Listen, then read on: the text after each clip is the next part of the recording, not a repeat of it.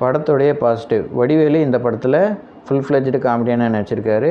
அவர் recent இயர்ஸில் காமெடியனாக நடித்த படம் கத்தி சண்டை, சந்திரமுகி 2 அது பெரிய லெவலில் ஒர்க் அவுட் ஆகலை. இந்த மூவியில் பழைய வடிவேலை பார்க்க முடிஞ்சது.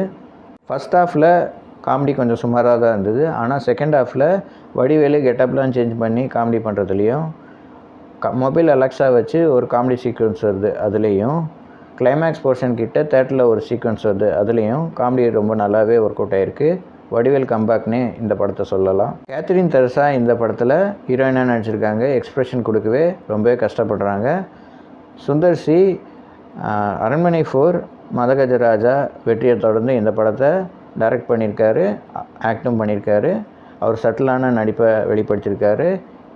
லாஜிக் இல்லாமல் படத்தை பார்த்து என்ஜாய் பண்ணோம் அப்படின்னு நினைக்கிற ஆடியன்ஸ் இந்த படத்தை ட்ரை பண்ணலாம். இந்த மாதிரி வீடியோ பார்க்கணும் எங்கள் சேனல் லைக் பண்ணுங்கள், ஷேர் பண்ணுங்கள், சப்ஸ்கிரைப் பண்ணுங்கள். தேங்க்யூ.